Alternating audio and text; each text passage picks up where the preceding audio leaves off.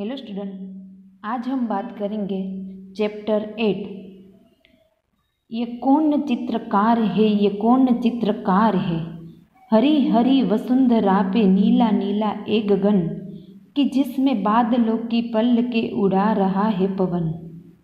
दिशाएं देखो रंग भरे चमक रहे उमंग भरे, ये किसने फूल फूल पे किया सिंगार है। ये कौन चित्रकार है, ये कौन चित्रकार है। ये किस कवि की कल्पना का चमत्कार है। कुदरत की इस पवित्रता को तुम निहार लो, इसके गुणों को अपने मन में तुम उतार लो। चमका लो आज लालिमा अपने ललाट की, अपनी तो आँख एक है उसकी तो हजार है। ये कौन चित्रकार है, ये कौन चित्रकार है। जी हाँ छात्रों, हम बात कर रहे हैं गुलमर्ग की खिड़की से एक रात की।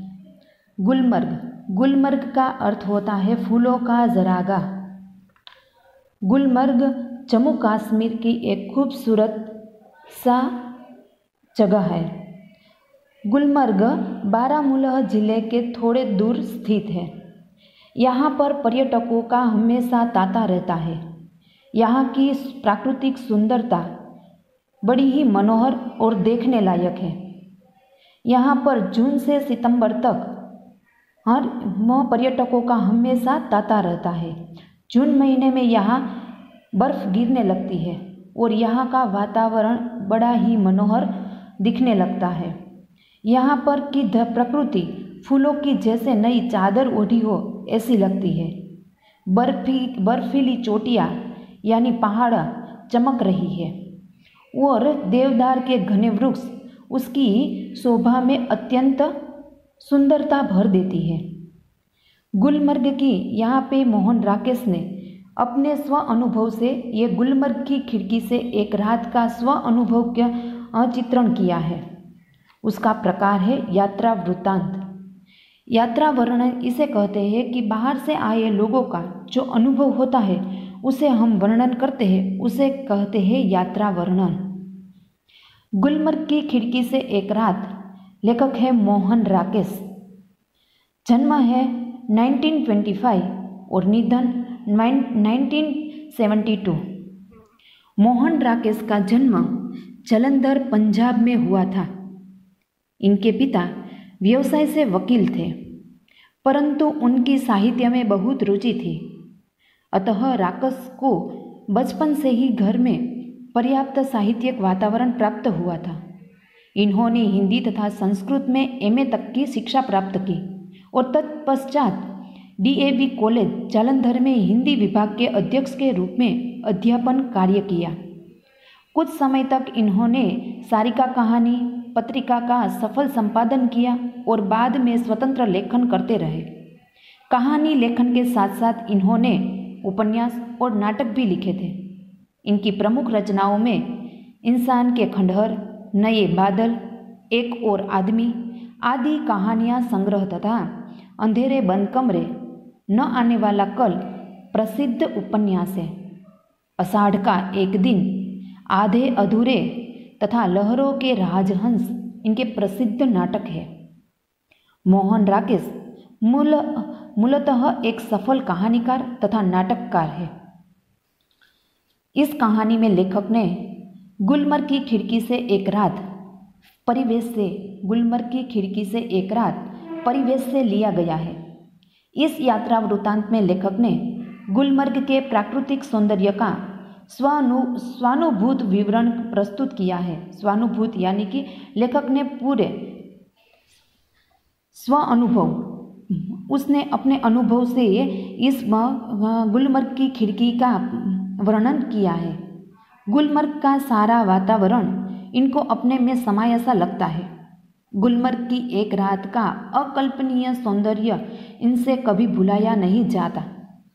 लेखक कहते हैं कि उसका गुलमर्ग की एक दिन जो उसके अनुभव किया है वो अकल्पनीय सौंदर्य उसे कभी भी नहीं भुलाया जा सकता।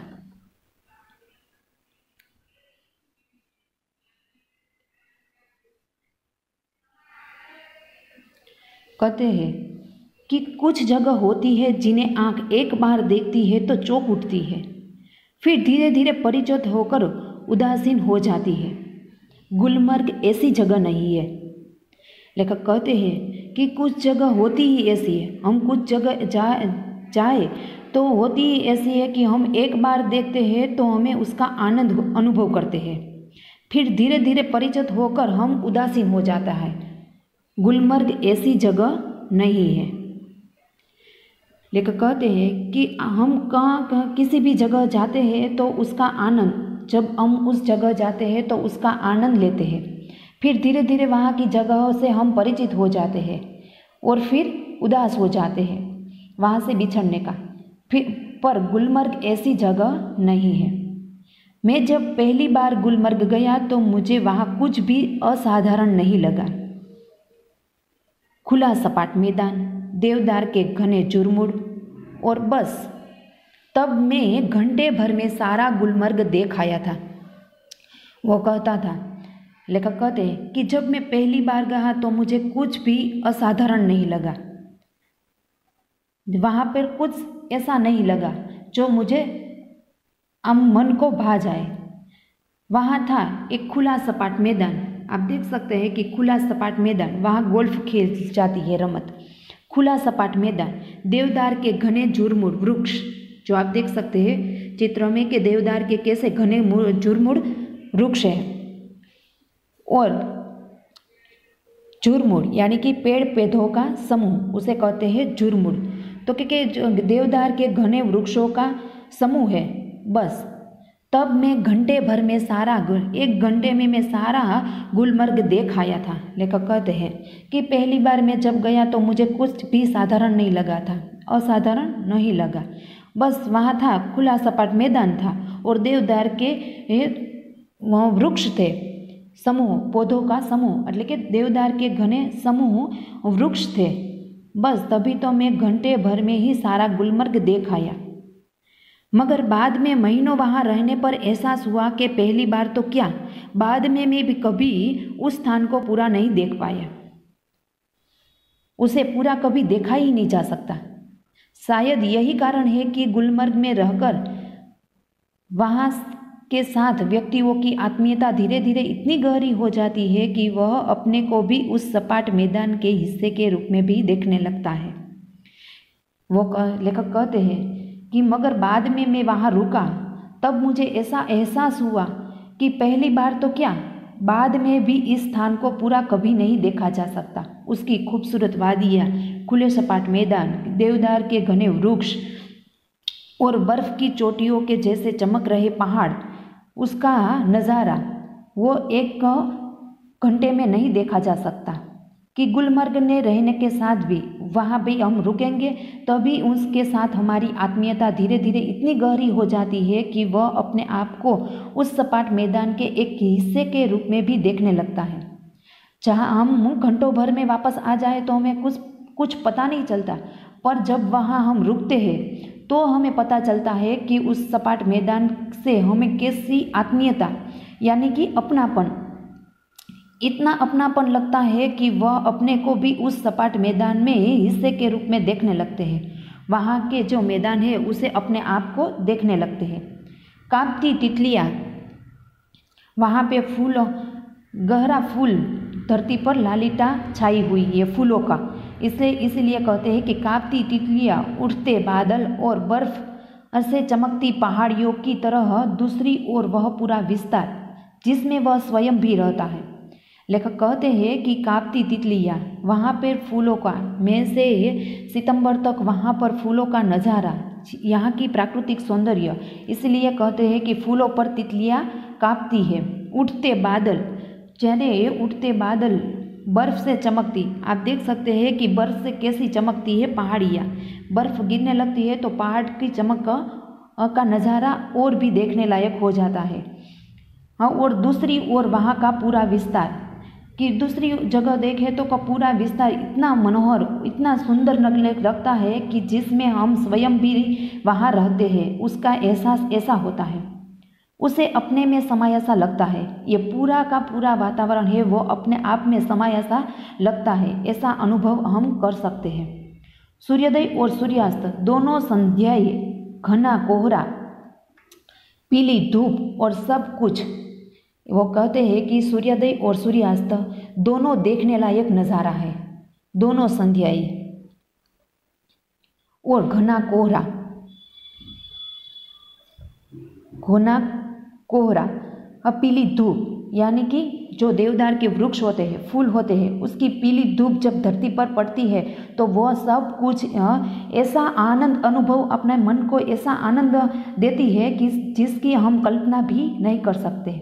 इसीलिए जब व्यक्ति गुलमर्ग से चलता है तो एहसास होता है कि अपने से ही बिछड़ने का, अपने में उस रूप से जो कि इतना परिचय होते हुए भी सदा अपरिचित बन जाता है। वह कहता है कि इतना खूबसूरत नज़ारा हम देखते हैं, जब अब हमें वो वहाँ से बिछड़ने का दुख होता है तो अपना मन है वो उदास हो जाता है और वहाँ से सदा के लिए अपरिचित बन जाता है।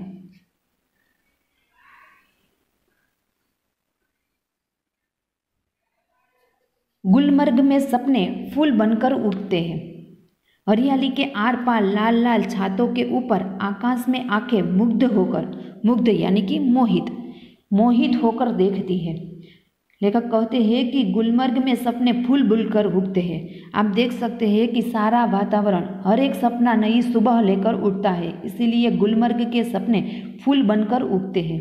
हरियाली के आर पार लाल लाल छातों के ऊपर आकाश में आंखें मुग्ध होकर यहाँ का वातावरण ऐसा रमणीय, ऐसा सुंदर हो जाता है। लाल लाल छाते, आप देख सकते हैं कि वातावरण जैसे सूर्योदय और सूर्यास्त के किरण जैसे धरती पर पड़ते हैं तो उसकी लाल लाल छाते के ऊपर आकाश में आंखें मोहित होकर वह उस नज़ारा देखती है और फूलों में नए नए रंग भर जाते हैं। वहाँ के फूल है वो नए रंग भर लेते हैं। वातावरण में नई नई कोपले फूट उठती है। कोपले यानी कि नए पत्ते, वातावरण में नई नई कोपले उठ जाती है। हर क्षण एक नए अनुभव, नए रोमांच की सृष्टि होती है। हर क्षण कभी कभी यहाँ पे गुलमर्ग में ऐसा होता है कि कभी बारिश होती है। सुबह के समय जब बारिश होती है तो दोपहर में धूप होने लगती है और दोपहर के बाद वातावरण धुंधला हो जाता है। और इसीलिए कहता है कि यहाँ का वातावरण है वो एक क्षण, एक दिन में हमें पूरी ऋतु का आनंद का मजा उठता है। आनंद का अनुभव हम कर सकते हैं। एक क्षण में, एक दिन में हम पूरे मौसम का अनुभव कर सकते हैं। ये रोमांच की सृष्टि होती है। उसका रोमांच, उसकी खुशियाँ, आनंद का हमें सृष्टि का आनंद हम ले सकते हैं। बादलों के पर्टिकों के नीचे लोग बाहें फैलाए घास पर बैठ रहे। पर्टिको यानी कि ऊपर मंडप, बादलों में नई कोपले, बादलों के पर्टिकों के नीचे लोग बाहें फैलाए कर बैठ रहे। बादलों यानी कि ऊपर बादल ऐसे छाए होते हैं कि मंडप के जैसे, और इसके नीचे बादल मंडप की तरह छाए हुए हैं और इसके नीचे हम बाहें फैलाकर बैठ रहे हैं। दूर दूर तक सैलानियों की पंक्तियाँ यानी कि जो उसका समूह होता है वो दूर दूर सैलानियों की पंक्तियाँ घोड़े दौड़ती नजर आती है कि दूर दूर तक हम जहाँ भी नजर नाकते हैं दूर दूर तक, तब सैलानी यानी कि यात्रियों, घूमने के लिए आए हुए लोग, यात्रियों को हम झुंड देखते हैं घोड़े पर आती हुई नजर आती है। रंगों के कुछ बिंदु हरियाली के पट पर जहाँ तहाँ छिटके रहते हैं। जो रंगों का कुछ बिंदु के हरे हरे रंग बाद धरती पर फैले हुए पट यानी कि नीली नीली घास पर उसके बिंदु वो नजर आते हैं। सहसा प्रकाश के नन्ही पारदर्शक बूंदें पड़ने लगती है कि ऐसा लगता है कि पारदर्शक यानी शब्द समूह के लिए एक शब्द है कि पारदर्शक, जिसे आर पार देखा ना जा सके उसे कहते हैं पारदर्शक। कि प्रकाश सहसा यानी कि अचानक प्रकाश यानी कि तेज, अचानक तेज के नन्ही पारदर्शक बूंदें पड़ने लगती है।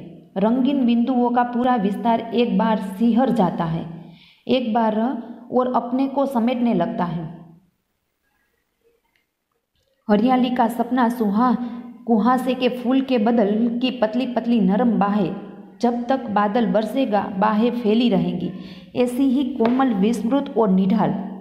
लेखक कहते हैं कि उसका वातावरण ऐसा हरियाली का सपना, कुहासे के फूल की तरह होता है। कुहासा यानी कि कोहरा कि फूल की तरह मैदान में समाया। सुरमुई यानी कि नीले काले रंग की सुरमुर आभा ओढ़ लेती है। मैदान है वो नीले आसमान की शोभा, नीली धूप जैसी आभा ओढ़ लेती है। तब चारों तरफ धुंध ही धुंध दिखाई देता है। हम वातावरण में देख सकते हैं कि देवदार के वृक्ष के ऊपर धुंध दिखाई देती है और बेबस होकर फैली पगडंडियाँ यानी कि पतली जो चलने फिरने की पतली जगह होती है उसे कहते हैं पगडंडी। लोगों के लगातार चलने से अपने आप बन जाता है वो सा रास्ता, सकड़ा सा रास्ता, उसे कहते हैं पगडंडी की पतली पतली नरम बाहें। लोग यहाँ पर यात्री आते हैं और वह अपने पाँव की जगह से एक नन्ही सी पतली पगडंडियों जैसी सड़क बन जाती है।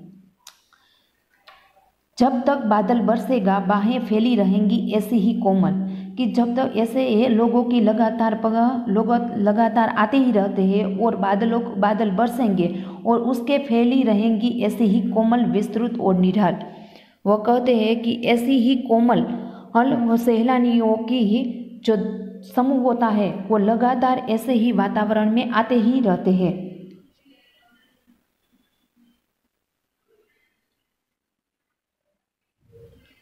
सूरज चमकेगा, फूल में से नया सपना जन्मेगा। लेखक कहते हैं कि जब सूरज चमकेगा, इस वातावरण से ये सूरज जब चमकेगा तो फूल में नया सपना जन्मेगा। आप देख सकते हैं कि रंग बेरंगी फूल कैसे खिले हुए हैं, उसमें से नया सपना जन्मेगा। आकाश में बादलों के नन्हे नन्हे द्वीप यानी कि टापू इधर उधर भटकते फिरेंगे। जब सूरज चमकेगा तो फूल में नई मुस्कान भरेगा। फूल सा वातावरण गुलमर्ग है, वो फूलों का नज़ारा अलग ही देखने लायक है। आकाश में बादलों के नन्हे नन्हे द्वीप इधर उधर भटकने फिरेंगे। भेड़ों और बकरियों के रेवड़, भेड़ यानी बकरियों का समूह, रेवड़ यानी कि समूह। भेड़ और बकरियों के रेवड़ पगडंडियों पर टक जाएंगे। वो जो पगडंडी रास्ता है उसमें उसका समूह है भेड़ और बकरियों का, वो टिक जाएगा। दिन तब रात की प्रतीक्षा करता सा प्रतीत होगा। जब दिन और रात का प्रतीक्षा यानी कि इंतजार करता रहेगा। रात आएगी तो सब कुछ खामोश हो जाएगा कि दिन भर यात्रियों का और बकरियों का, घेड़ों का जो इतना शोर शराबा रहता है दिन और रात में, और दिन में तो वो रात आते ही खामोश हो जाता है। मैदानों की वह खामोशी भी जो दिन में यह समय इतनी वाचाल यानी कि जो इतनी शोर मचोर होती है, वो रात के समय एकदम खामोश शांत हो जाती है। गुलमर्ग की वह रात मुझे कभी नहीं भूलेगी। लेखक कहते हैं कि जो वो रात है वो मैं कभी भी नहीं भूल सकूँगा। मैं होटल की खिड़की में खड़ा था। आप देख सकते हैं कि होटल का नज़ारा जो वहाँ पे लेखक खड़े थे और वह सब पूरा का पूरा वातावरण देख रहा था। बहुत दूर सामने से एक बरसती घटा मेरी तरफ बढ़ती आ रही थी। मैं प्रतीक्षा कर रहा था कि कब वह मुझ तक पहुँचे और मुझे अपने में लपेट ले। लेखक कहते हैं कि गुलमर्ग की रात, वह रात मुझे कभी नहीं भूलेगा। वो रात जब मैं होटल के एक खिड़की से देख रहा था, वो रात मैं कभी भी नहीं भूलूंगा। और दूर दूर तक मैं जब देखता था खिड़की से तो दूर, बहुत दूर सामने से एक बरसती घटा। ऐसा लगता था देवदार से, वृक्षों से कि बरसती घटा जब बारिश होने लगती है। और मैं प्रतीक्षा यानी कि इंतज़ार कर रहा था कि कब वो मुझ पर आए, मुझ तक पहुँचे और मुझे अपने आप में समेट ले। बरसती घटा में धीर जाने से बड़ा सुख मैंने बहुत कम जाना था। वो कहते हैं कि बरसती घटा था, वो जो बरसते बादल थे वो जो अपने में समाया हुआ मैंने कम देखा था। घटा के ऊपर से ये धीर जाए और व्यक्ति को छोटा करके उस पर छा जाए, यह इससे अलग स्थित है। इस बार आती हुई घटा का हर संकेत मेरे सामने था और उसके बराबर का होकर भी अपनी खिड़की में खड़ा उसे बुला रहा था कि आ आ आ। लेखक कहते हैं कि उसका आनंद मैं लेना चाहता था। मैं इंतज़ार कर रहा था कि कब वो मेरे पास आए हो और मुझे अपने आप में समेट ले। बरसती घटा का धीरे से ये जो अपने आप में समा लेना, वो अनोखा ही सुख मिलता था। घटा के ऊपर सिर धारे व्यक्तियों को छोटा करके ये उस पर छा जाए कि जो घटा अपने पर बरसती है तो उसमें भिगोने का एक अलग ही आनंद है, अलग ही मज़ा है। और उसके बराबर होकर भी वह अपनी खिड़की में खड़ा मैं अपनी खिड़की में खड़ा था और उसे बुला रहा था कि आ और मुझे अपने आप में समेट ले।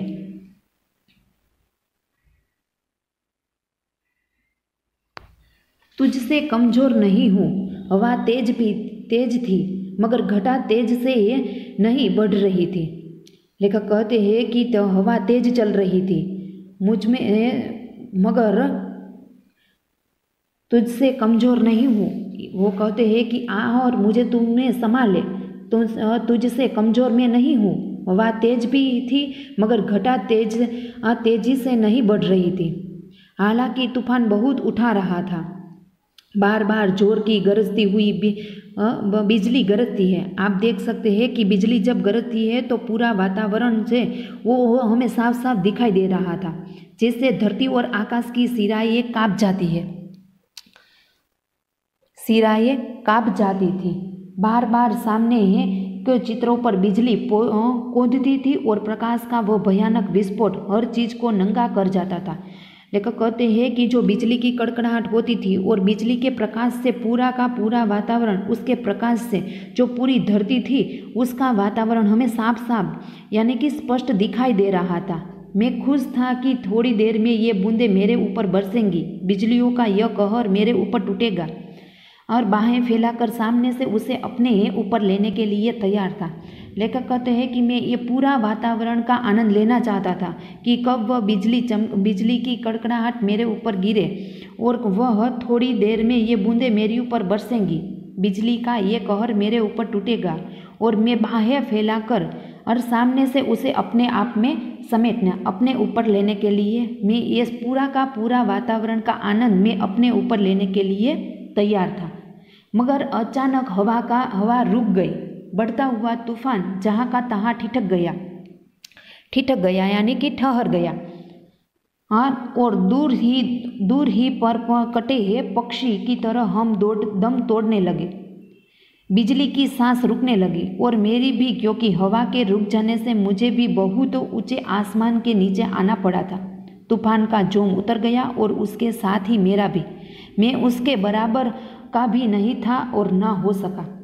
लेखक कहते हैं कि मगर अचानक ये पूरा का पूरा वातावरण का आनंद में अपने आप में समझने लगा था कि अचानक ही हवा रुक गई। बढ़ता हुआ तूफान वहाँ का तहाँ रह गया और दूर ही पट पर पक्षी की पग। वो कहते थे कि लेखक कहते हैं कि अचानक हवा रुक गई और तूफान भी वहाँ का तहाँ ठहर गया। जैसे कोई पक्षी की पांख टूट जाती है और वह दम तोड़ लगता है, ऐसे ही हवा रुक गई और तूफान वहाँ का वहाँ ठहर गया। बिजली की सांस रुकने लगी और मेरी भी, क्योंकि बिजली की सांस रुकने लगी और लेखक कहते हैं कि मेरी भी, क्योंकि मैं उसका पूरे के पूरा आनंद लेना चाहता था, उसमें ही समा गया था।